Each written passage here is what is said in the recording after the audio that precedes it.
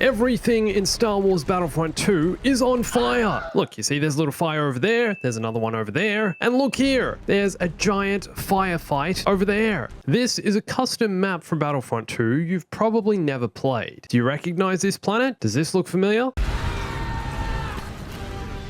Oh, and we're also lighting everything on fire. This is the pyromaniac episode. Light you on fire, light you on fire, light you on fire. What am I doing? So today I'm going to take you around this custom modded Battlefront 2 map and show you why it's so impressive. And then go light some people on fire.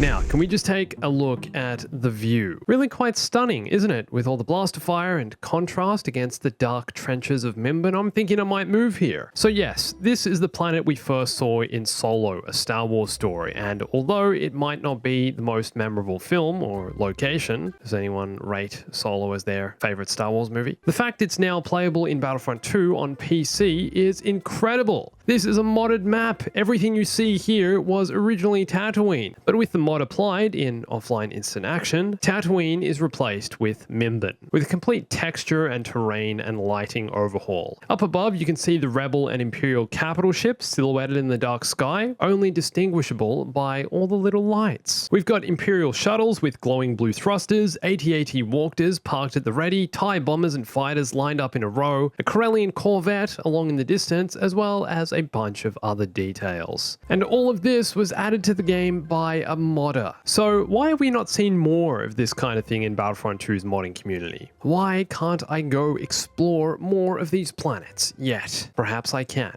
Let's dive deeper. Hey everyone, it's Andrew.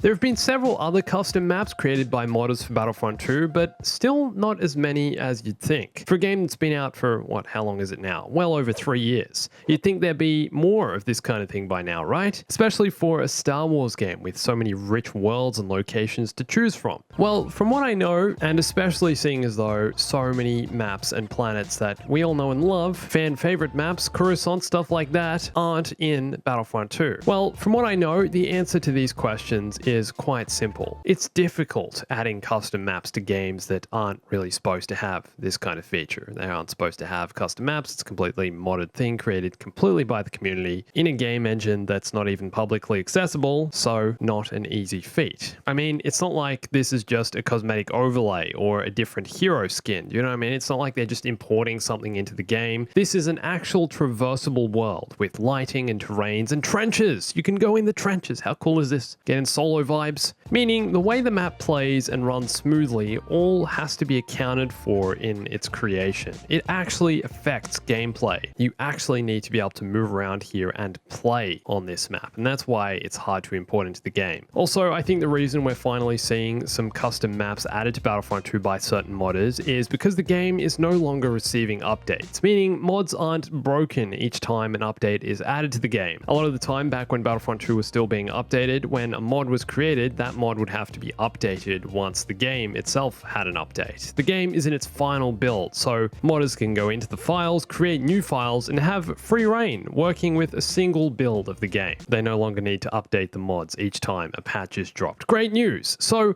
why Mimban? Why choose to add this map specifically to Battlefront 2? Honestly, after getting to play the map, I think it's because of the lighting. There are a few darker maps in Battlefront 2 or maps with nighttime variants where you get to witness the beauty of Battlefront 2's blasters and explosions and how amazing it looks, but none that do it quite like what this map here is trying to achieve. It's a stunning sensory experience, like fireworks, except unfortunately people die. And Mimban being such a dark world in Solo gives us that experience right here. Honestly, most of Solo was really dark though. Hey, a lot of dark settings and locations and lighting, and the color grade was really heavy on the shadows. Hey, I think they were going for like a gritty kind of feel, but all I remember from watching it for the first time was, man, why is it so dark? Where's the brightness setting in the movie theater? Need to turn that thing way up. So after seeing this map for the first time, I was like, okay, so what looks really good in the dark? I know, explosions and fire.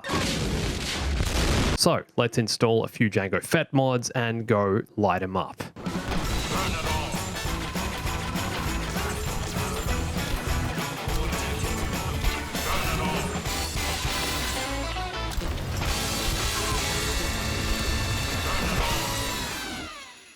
Okay, so to be fair, now that you've seen some footage, the map itself is quite basic. The command posts aren't really that far from one another, and for most part, the map is very flat, apart from a few hills, the trenches, and other objects like turrets to take cover behind. As one of only very few custom maps added to the game though, how could you not be impressed? I mean, it's a great start into modding these kinds of maps. This is the kind of thing I want to see way more of in Battlefront 2. Let's get more maps, more custom worlds, planets the developers never got around to including in the game. Let's get behind the modders to bring this kind of stuff to Battlefront for offline play. Oh, and just as a huge heads up, if you try this mod yourself, only use it in offline instant action. If you take one of these kinds of mods online, you'll get banned, most definitely. So with this whole theme of fire and explosions and Mimban and everything we've got going on here, there are a few recent Battlefront 2 mods that sparked my interest. Check this out. What if Jedi could use the Force to shoot fire? You catch on fire, you burn, you're gonna fry. Okay, so Gamorrean guards, are you guys flammable? No, okay, no, that didn't work. Okay, how about you? Yep, okay, good. I like how Anakin shoots flames in all directions, you know, just completely embodying his Mustafarian self. Burning in the flames, he knows what it's like, so he's gonna produce flames from every direction. Here, he's remembering that time as a boy, he crashed his N1 Naboo starfighter onto a separatist control ship, and then lit the whole thing on fire. What a day that was for the angry Sandman. Naboo is such a peaceful world, isn't it? Until Anakin lights everything on fire. Okay, here's a thought. Instead of lightning, what if Sith Lords could wield fire? Or how about give the Jedi fire and the Sith lightning? That would work for me too, rather than, you know, Jedi just get to push some air. Here you go, have some air.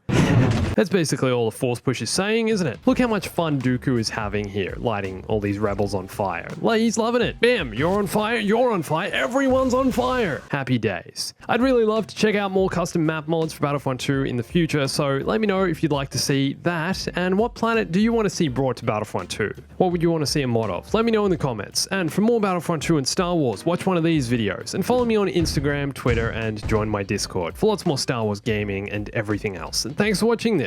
My name's Andrew. I'll catch you soon. Stay bombastic.